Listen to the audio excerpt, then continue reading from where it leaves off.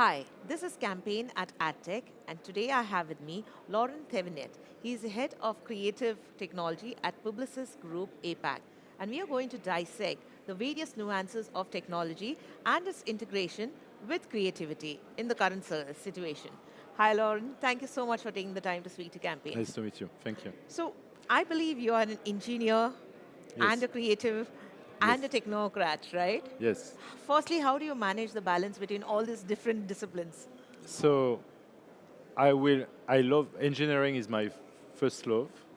Creativity is something I found over time.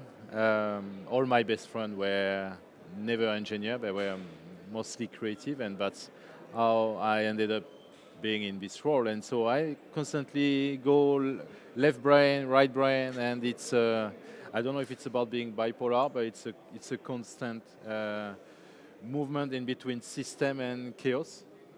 So I'm not the only one out there, but this is extremely key right now in this current era with AI, of course.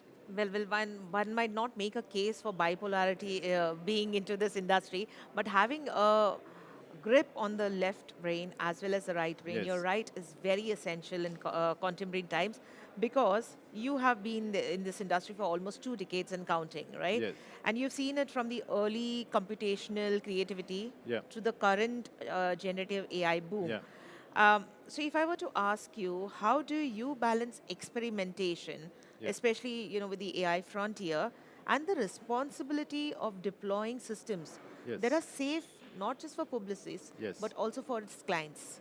So, so we have put a system in place. So that is very important that we manage innovation while remaining true to what makes us Publicis globally very dependent, I would say, when it comes to security and other factors that are important to our client. So we have put a system in place where we filter innovation towards scale, but not everything is being scaled actually. So we will ensure that we early enough will R&D test the system, test their viability if there is interest, and if there is interest, then we will involve our global IT and security team to scale this AI system. Because with AI right now we are facing this constant flood, I guess that's the word, of novel technology, and so we had to have a system in order to manage that. We don't think everything, because innovation is happening weekly on the frontier, we call it frontier, at the edge. And we will probably move from an enterprise perspective every quarter, maybe every half a year. So we have to be able to filter this novel technology to enterprise in order to, every time we scale something, we leapfrog. That's very important because enterprise will never do this weekly. So it's a constant shift and movement that we have to do. I'm actually central part of that governance. So it's an interesting role at the moment. So we need people who have my profile to manage both sides, so who understand complexity of enterprise scale system, at the same time understand this very edgy, innovative side. So Yeah. that's very interesting thing what you mentioned about Yeah. innovation and taking place almost every weekly, Yeah. if not even more faster than Yes. that. And at the same time, you mentioned that you are looking at certain aspects that can help the company leapfrog faster Yeah. into the future, Yes. so that you can do a better job with your clients. But when you're doing this experimentation, Yeah. how do you determine which of those are solutions or Yes. projects that you can actually pick and choose to Yes. help your clients get that big jump, let's say in the Sure. immediate future or So, so? so we are not so focused on the tools. We are more focused on what's new that we can do with these tools. So we will not bring another system that does already the same as the system we have already scaled. But what we do, and just to be clear, by the way, as we R&D and as we call it sandboxing, we sandbox this system. When we do that, we do it with our network of creative technologists and more advanced practitioners across APAC. all market, including India, so we have teams across all market doing this. It's only a few dozen people, but will have access to this novel system and we'll test them through this sandbox before we eventually scale them. I would say half of it at least doesn't make it, right, to scale. And when these systems are being tested, there is no confidential information being used. It's a pure research and development practice. So we see the potential of this solution to augment what we already have. Sometimes this solution may also be packaged in what we call wrappers. So it means we have our own internal software that we are building in which we may integrate this novel solution. So it's not just about going to that solution and using it. It could also be adding it to our enterprise stack or software stack. Okay, so Yeah. that's very interesting for an agency to now behave more like a tech company, Oh, right? 100%. Yes. So when you're doing the sandboxing, as you mentioned, Yes. don't you think it becomes particularly challenging when you also throw in grains of intellectual property rights, you put in ownership, you put Yes. in training of data transparency and brand risk, Yes. because these are also evolving. Yes, yes, yes. So none of that would happen in the sandboxing of this solution as part of the sandbox. We cannot use any confidential information. So it's contractually defined. No information is used, is confidential at that stage. Once we scale, so that means we have done enterprise negotiation with this company. We are making sure that from a security, data safety, IP and copyright perspective, everything is settled. We are all protected, our clients, ourselves. So that's very critical. But when we are doing sandboxing, there is nothing confidential being used. Okay. And also when you're doing sandboxing, and let's say Yes. after that you get into a space where you're spoken to, making it an enterprise use case Yes. that can be done. Now, most of the clients that Publicis works with have a global presence, right? Yeah. But geographically also, Yes. there are various aspects that one has to mean, be mindful about. It's very so. We have the world, and in APAC, for example, we have China, which is its own technology ecosystem. So one thing we have done is China has its own governance, for example, because they need to work differently. But what we are also seeing in APAC specifically, I would say APAC is moving at a much faster pace. I mean, in my opinion, maybe I'm biased because I've been here a long time, than Europe or America. APAC has its own multi-speed issue where market, like I'm just naming them, Vietnam, Indonesia, India, for example, will move extremely fast. Faster than a market where I'm based in Singapore, which is much more regulated and everything is square and it's perfect. And so that challenge also exists. So it means it's a daily battle. So it's a constant battle. One thing we have done is we have a network of champions. People who kind of preach what we are preaching. So it's a very interesting analogy, I guess. But we have people here in India, so we have our chief tech officer here, his team, people from our creative agency, for example, here in the market who are doing the exact same job we are doing regionally, and we are constantly talking. Every day we are talking. We are discussing solutions that team want to use, what we can scale, and so it's a job by itself, I would say. But we need to go through that phase, and it's a conversation we have internally a lot, which is we need to do this complex administrative work, I will call that administrative work, right now, in order to have a very strong base to be able to innovate after that. So if the base is not there, it's not good. Because we have to remember, Publicis is not a startup. We are a 100,000 staff plus company. Our clients have scale, massive scale, as you were saying. So they are also large organization with their constraint. So it's challenging, right? So I guess if we were a small studio, we may behave differently. But I also think small studios are quite immature in what it takes to actually use AI with our large clients, for example. So but right now we are going through that transition phase before being able to go back to the creativity basics, I guess.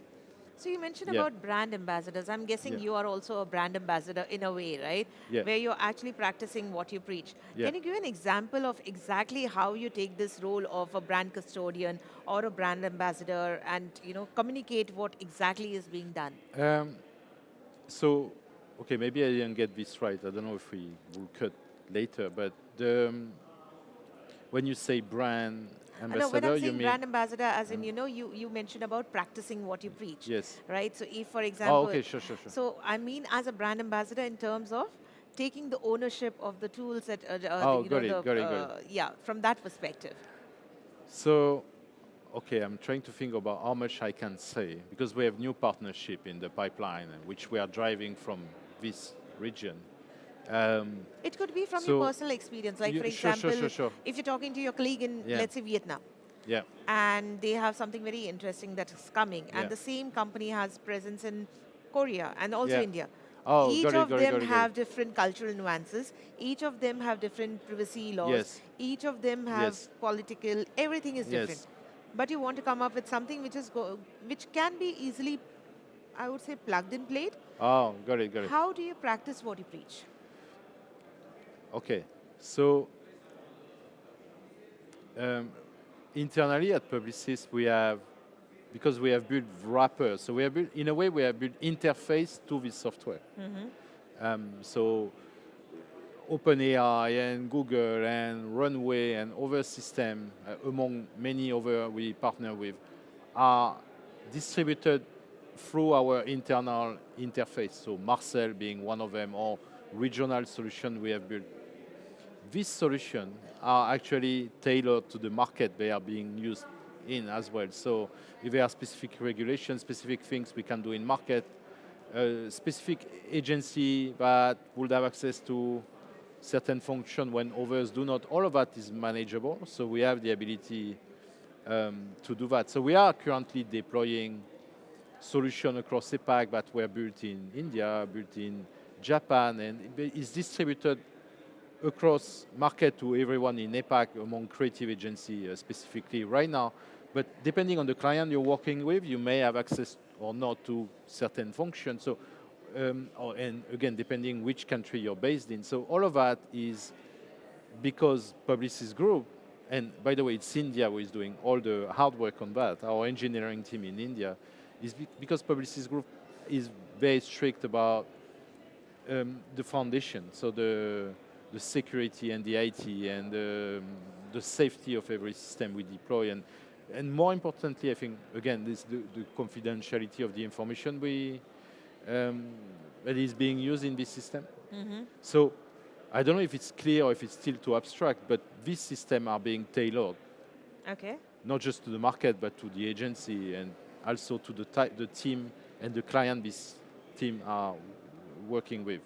And how do you actually educate even the talent in Yes. your teams Yes. to understand these nuances? Because these are very critical nuances. Yes. And getting them to understand the importance and the criticality of it can sometimes be very difficult, won't it? So we do a lot of face-to-face training.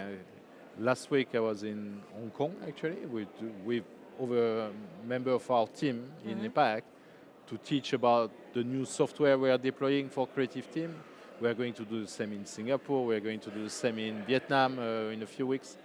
The same thing will happen in India as well. So we are constantly training, sharing, showing example. We are the first practitioner, by the way. So we are not talking. We are also practitioner. We know how to use all this system, and if we don't understand what the system can do, we can also cannot talk about it. So there is but we are constantly explaining the risk and explaining the potential, but also the risk. So it's very important.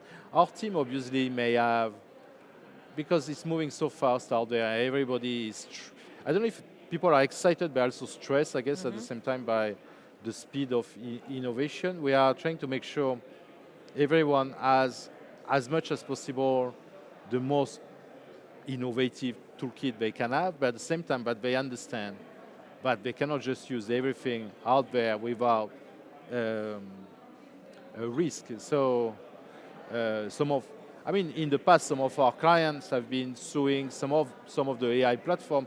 We are very aware about that, and we are making sure, for example, that our team are not using the wrong system. I mean, it's very critical. We have made it very clear also. We are trying to explain the impact of dropping documents into something as simple as dropping a document, uploading a document into a large language model. What's the risk? The risk is that 3 months down the road, this model will have a new version, and then that document will have been used as part of the training of that new model. So do not use this system, especially with confidential information. Use our system. So it's a constant balance in between possibility and the stricter part, I guess, of what we do, which is ensuring confidentiality and safety. You know, Yeah. when you're talking about this, it brings Yes. to mind a conversation I had earlier. It's about how a lot of Yeah. agencies are now playing the role of consultancies. Yes. Because clients say that if they have access to tools Yeah. and they can go ahead Yeah. and create tools or create anything technology yeah. platforms, Yeah. then why do they even need agencies? Yeah. And that's why many of the agencies are suggesting it's not just about the tools. Yeah. We are also going to be your uh, we are guardians. Yeah. We are going to be the ones who can educate you about the compliance issues, like Yeah. you mentioned, not putting a document into a LLM, what's the risk over there, Yeah. and so on and so forth. Yeah. So do you think that is now the evolution of agencies where they take Well- on, become more as consultants Yeah. rather than just creative I think shops? if I have a very abstract view or simplified view of the agency, there are 2 things we are having, which I think makes us different and unique, which is the data we have. So data that is very specific to our organization, but is unique to ourselves. This data obviously feed into the system to fine-tune them. That's number 1. And the number 2 is, I mean, people are talking about taste. I think it's important, but I think it's also a bit limited because machines are getting much better. I mean, being a practitioner again and playing with this system every day, that taste conversation is changing. I think it's more about standards. It's like, what are we putting out there? Is it good enough? So, because machines are able to produce quality content. So now it's more about what is good enough, what works for that brand, what do we accept as being novel or different enough from what we have done before. So it's more about standards and data, I guess. So that's too extreme. You will have the model in the middle, but the data that feed into this model and the standards that curate the output of this model. So these 2 things are very specific to agencies. So agencies' role is really on these 2 sides. But also agencies need to understand what's happening in the middle. So the model. So yes, we are consultant, creative consultant, technology consultant, transformation consultant. We are doing that Role a lot more actively. it makes sense because we are always at the edge of that, and that's why this sandbox, this R&D process is critical. We are very aware of what's emerging in the smallest startup out there. So we have a network of, just in creative technology, we have about 200 people in APAC who are kind of collectively doing intelligence together because nobody will know everything out there. I don't know everything, and this collective of people will know better. So in a way, we got organized, and that machine, again, needs constant maintenance and constant traction. But so it's happening on the intelligence side, on the research and development side, on the deployment side, and we are going through a massive transformation. We talk about our industry, but I think the world is going through transformation as True. well. You mentioned 1,200 people in APAC, right? No, 200 200, sorry. 200 creative technology Technologies across related people, yes. All right. So, are there particular countries where they are focused on, like, let's say, India? You mentioned India Yes. is big. Yeah. Singapore, China. Any geographies where they are distributed across within the So region? you would have market with much more engineer. So China, India, Vietnam, obviously. But engineering doesn't mean creative technology. India specifically has a lot of that. Our team at Leo have labs. We have Apollo 11 at Leo India, for example, which is a very specific innovation unit. So we have really special Correct. left, right brain talent here in the market. And by experience through my career, I have encountered um, people from India, not specifically in India, but as well in other countries, being some of the top design, we call it design technologies, creative engineer. But beside that, we are also, I would say the market these people are in, and by the way, not all of them are engineers these days. That's where it's interesting. Okay. Creative technologists used to be engineer. But as technology kind of become a staple in a way, today everyone can go and vibe code something. And so it's more about people who are curious. People can be planners and designers and account people and from different background and just being part of this collective now. So it's just that they all have this ability to navigate this left-right brain spectrum. But the market they come from, often the culture of that market matters. So people in Japan, people in Australia, for example, people in Indonesia. When there is a local, it's very interesting because myself looking at how I became a creative technologist, it was always about being an engineer at the core, but having an interest into lateral thinking, if I call it like that. And there are markets that aim for that because locally art is strong. For example, Japan has a very strong design culture and a very lateral or alternative way to look at life, I guess. And then Indonesia has very strong art, and Australia is just as university that provide this pipeline. So I'm actually seeing more and more university, even in Singapore. Okay. Since Singapore has been used to have the smartest people coming from the best university in Singapore, but now we are seeing what I would call hybrid type of degree, and in Singapore we have university that are the intersection of technology and design. So this didn't exist before because this university see that the future is more about having this ability to navigate skills, multiple skills at the same time, and not just one single skill, in order to kind of be on top of this system and machine, because that will be critical. So APAC is a wonderful region because it's so diverse. And I would say yes, there are markets that are. And it's also another Better, example of yeah. you practicing what you preach, because you also Yeah. came, from a very tech, Yes. or Yeah, rather yeah, yeah. engineering, nuts and bolts background. Back-end background, so it's really, Yes, really totally. tech. Yes, So absolutely. that's a perfect example of Yeah, being yeah. a brand ambassador, of standing and Yes. actually preaching and talking at the same time. Yes. So what you also mentioned about a lot of agencies, and I've been hearing that Yeah. they claim to be using AI for the grunt work, so that it helps them become efficient, it helps them Yes. become faster, a Yes, lot more yes. nimble. So it could be asset generation, it could be translation, it could be the first draft Sure, of the brief. Sure. But somewhere the real danger lies, according to me, in outsourcing the messy middle of the thinking, Yes. which is not left brain, not Yes, right brain, yes. but the strategic aspect to yes. it. This is the moment when strategists decide, what the problem, Yes. the yes. actual problem is. Having been on both sides of the table Yeah. and having seen what you Yeah, have seen yeah. in the agency environments, where exactly, according to you, is AI Yeah. creeping into the cognitive middle layer, and how is that shift diluting originality, creativity in campaigns, brand thinking, Yes. and X? I think it's affecting that part of the process. But actually it's affecting all industry, right? If we think about it. I'm a coder by background, I still do it because I love it.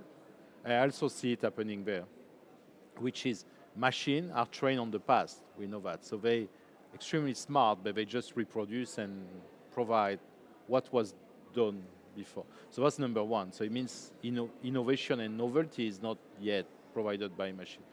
Number two is that it's so easy but it's easy to be lazy in a way. Mm-hmm. It's very dangerous. So we have to be very careful about that. So we have to make the effort. It's a bit the same way of doing sport or not, right? So we have to practice our cognitive muscle, I guess, and we have to do that in order to be original, in order to make the effort to tweak whatever the machine is providing. Because in the middle part of that process that you're referring to, we could fully delegate to the machine, get an output that is probably enough, and just move on. Mm-hmm. But is it going to make a difference? Is this something fresh enough? Probably not at this stage. There are ways to challenge machines. So what we're seeing is our people have fine-tuned systems based on their own personality or inspiration out there. And these systems are getting better, but still, it's very easy not to reread yourself. I think it's very obvious when something is done by AI, no matter if it's an article, if it's a deck, if it's imagery bonds, something else. But I will not say I'm worried about that, but I see it also happening in education, for example, students, and I have kids. Sadly, they use ChatGPT a bit too much. So all of that is happening in many places. So for creative, and I spend time with creative, we do creative summit, for example. We make sure we spend time not having a computer open, right, and just chat and debate and say things that make no sense, and all of that matter, right? Because machine will be good at making sense of anything and provide a very clear direction. But we want originality, so we want fresh thinking. We may use machine to augment us after that, right? But we take time off machine, and strategists need to do the same. Everyone needs to do the same. Again, it depends on the expectation and the standard. So what do we want to achieve? Because it's easy to automate everything. We can do it. But maybe we need to automate only certain parts, right? Depending on the standard and expectation. So how does an organization, and I'm Yes. not asking from a publicist perspective, but I'm asking you to give Yes. guidance.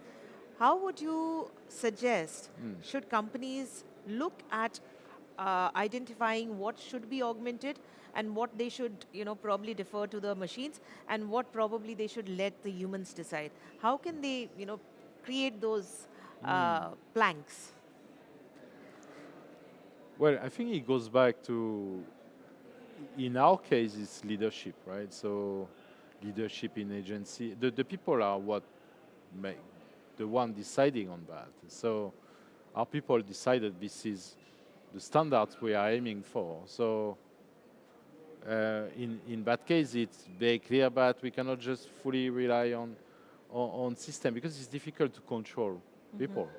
So we can tell them don't use ChatGPT for that, and they will still do it. So again, it's like, where is the bar, I guess, and that will define if we need to rely on this system fully or not. And again, each of us need to look at the output provided by the system and judge that output. So, I mean, we have built fully or mostly autonomous pipeline where we have multiple quality check. We like to have, and we used to do that for a long time, which is we have large language model checking on large language model, for example, like doing QA. So we have, it's just to You're try getting the to machines to cross-check each other. machine checking machine over time until Okay. it gets to a point where it's not too bad, but still ultimately human will make a decision. So we have tried a different approach, but so far the best is still for us to be making that ultimately that choice of what is good or not. But we should never, in my opinion, underestimate this AI system, because they keep getting better. They can be fine-tuned. Now we are seeing swarms of AI agents, for example, that is emerging. There's this OpenClaw, you may have heard about, bought by OpenAI, which is not yet something, for example, we could deploy because it's too insecure. But we are paying attention very closely to where this is going. Clearly, it's all about long thinking. So machine can think for more than just 5 seconds. They can think for hours and for days, and maybe there's a way there to get to extremely high quality. But again, we are constantly reshaping our approach to the use of system. You know, it Yeah. also brings to mind a very Yeah. interesting point that as you talk about these Yeah. technology tools or the machines that are there, they're largely dominated by a few brands, Yes. right? And then again, that might result into Yes. over dependency on Yes. those. Now, some agencies can build them, Yeah. the Yeah. technology tools from Yes. bottom up. Yeah. But it's a time consuming, Yes. it's a labor Yeah. intensive, a capital intensive process. Yes. Isn't this again a very tricky position to be in, where you can build certain things, but Yes. certain gaps that are there, you pull it from one vendor or one service provider or one tech company and try to Yes. plug it in. The reliance on that few Yes. companies seems to be increasing. Yes. So we are very agnostic. So we have made a decision very clearly, very early, which is we are not going to depend on one or two. So we are partner with the most obvious one out there, and we continue to add to that partnership. And so, in order not to be over dependent on anyone, we are not a company that is building foundation model. That's not what we do. Okay. Yeah, and to do that, you need the compute. The amount of money to spend on compute, for example, is in the thousands of billions, and we can see what's happening with OpenAI and Anthropic. So no, we are not competing on that, and we will not get there. But we know how to use this model. We are agnostic in which model to use. Our specificity is data and taste. That's where we play. Often we have conversation with this tech partner, and we can see that where our value is, because their value is not in the curation, for example. So it's very obvious. But I guess by answer your question, we are not dependent on a couple or one or two of them only. So we are dependent on more. And we are making sure we have as many of them as possible, because every one of them will, in succession, over time, be the leader. It's very difficult today to say, oh, we are going with OpenAI, because then Google will release a new model, or Anthropic will release another model, or ByteDance in China will release another model. So this is a constant chain of events. So we can also depend on a very little number of them. Because when we make a commitment, let's say so if we talk about OpenAI 6 months ago, is different company today. They have competition they didn't have at the time, and so all of that is constantly on our mind, and we make sure we have the wider or the larger number of partners as much as possible across the spectrum. We are paying attention to who is emerging. I think Anthropic right now is obviously a big deal, but that doesn't mean this should be our partner, right? So it's basically not putting all your eggs in the same basket, right? Never, And just, never. it's like Easter, you hide your eggs all over the place. And no model is equivalent. So if I was someone from IT, I would say, oh, everyone, you use this system. No, it's not how it works, right? So if we look at video model, if we look at image model, if we look at large language model, none of them is good at the same thing, often. So large language models, some may be better at copywriting than others, or at research, or at code. Right now it's all about cloud code, for example. But it's the same with video models. So Seedance suddenly became the leader, and before it was Sora, and after it was VO3, and so all of that keep changing, and each of its model is good at different things. So some of them are better at physics, some of others are better at people, and so that means we also cannot depend on one partner because of that. So we need to be agnostic, and which is why we are also building our wrapper on top of this system. And like you correctly said, Yes. this is a time of transformation. Yeah. So it's also about seeing who and which company will Yes. outlast their competition or their peer in the industry, and then ensuring that you have enough Yes. involvement or enough, I would say, stakes Yes. in terms of the Yes. kind of engagement that you have with those companies, so that Yeah. you're pretty much well covered. Now, you also mentioned about how AI is now embedded in every tool Yes. and it's available to just about Yes. everyone in the industry. Yes. And this democratization Yeah. means that there'll be what we spoke about, the middling path. Yeah. It's very easy to fall prey to the path of least resistance, Yes. right? And then people are asking the machine Yeah. that this is an idea, let me know what you think. Now the machine is operating with very limited data sets. Yes. So it might not give a very holistic perspective. Yes. So in such a situation, Yeah. having been, I mean, since you're straddling creative and technology, according to you, what are some practical habits that creative professionals Yeah. should use to protect their cognitive muscles, so that their originality and Oh. judgment is not clouded? It's a good question. So I fine-tune my system. For example, if I give my own experience, I will not say I've cloned myself, but I kind of did. So I have a custom version, a custom chat or large language model within our enterprise system where it's trained on thought leadership, and this is constantly fed with mostly daily or weekly with novelty. So it means the system is always embedding the most up-to-date, fresh perspective. That's number one. Then I have the same for ideas and creativity with technology. So again, every new technology out there, every interesting project, either done within our industry or outside, will be something the system is aware of. So the system is trained on some level of quality. So this, in a way, helped me make sure, in the first place, these systems are not lowering the bar, and they are already providing quality. But ultimately, I will be the one synthesizing. So it's just take effort.